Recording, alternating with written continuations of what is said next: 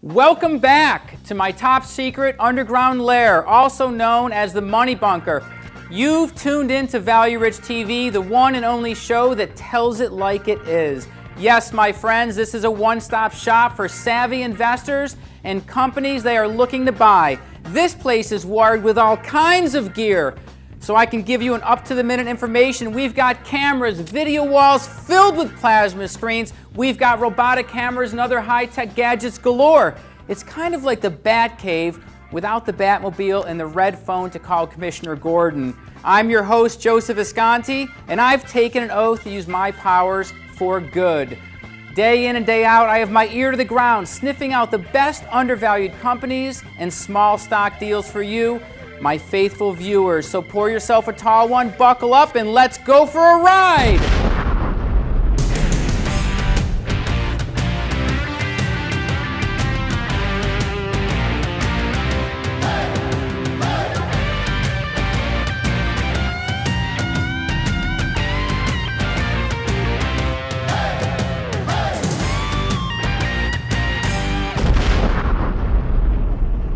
What would you say if I had a real-life congressman here with us?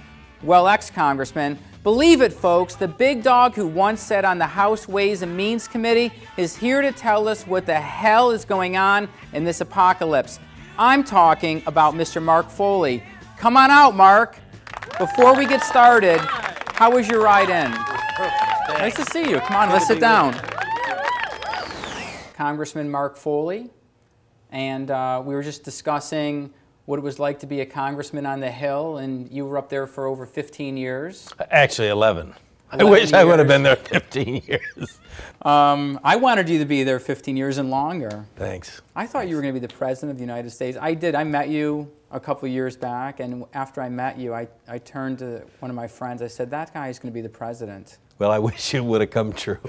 You love this country. You've got to love this country. Where else in the world can you succeed in the capacities most people do? Starting small businesses. I started a little restaurant. Including you, Mark. 42-seat restaurant. Became 95 seats. Ended up with a catering company. Ended up with a second restaurant in West Palm Beach.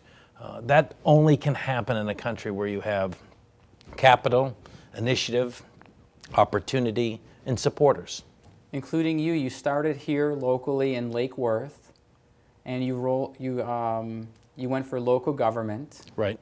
And you became, your first term was back in 94. I got elected to Congress in 94. We were part of the revolution. I know. Newt Gingrich was the leader, the Speaker of the House, the first Republican Speaker since the year of my birth, 1954.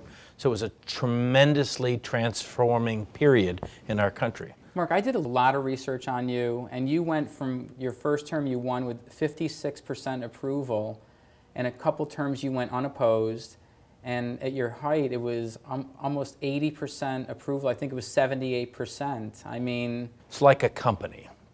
If you earn the respect of the shareholders, they'll reward you with stock price. Your concept, Value Rich, rewarding businesses who are out there to succeed. My political career was the same. Listen to the constituents, what was bothering them, what was troubling them, fix problems. Unfortunately, Congress creates problems. We talked a little bit earlier about Sarbanes-Oxley, an attempt to regulate industries that was so overreaching it stymied and stifled corporate America. You know, it's challenging. I mean, I know that we invited you on the show to talk about what potentially government can do to help the small business owner. And we talked about, we don't think there's going to be a fund set up for us receiving money to help grow our business and deal with some of the economic challenges. But my suggestion was maybe lighten the load of some of the oversight with Sarbanes-Oxley, et cetera. Do you have any other ideas of what government might do to help the small business owner in this country? Government's got to get out of the way. Government has always stymied the flow of capital. We talk about the SEC. Maybe they're a great agency, but they don't prove it in their daily operations. How did we get a guy like Bernie Madoff who steals $50 billion from corporate America? Unbelievable. And yet they will require a mom and pop shop the same financial reporting requirements as General Motors. So what we've got to do is start looking at where are the risks systemic to the system. How do you focus on generating entrepreneurialism? How do you give a small company the chance to access capital? Remember, there is a risk reward out there in the world. There are certain kind of buyer beware syndromes that we should allow to take place. If I want to invest with you and I want to trust in you, why should I have the government standing in the way to protect me from decisions that I might voluntarily make? Because if I do it under the structure of the New York Stock Exchange, the SEC, FASB, any of the reporting standards, I'm not sure I'm any better protected. Mark, hold that thought. A lot more with Mark Foley when we come back.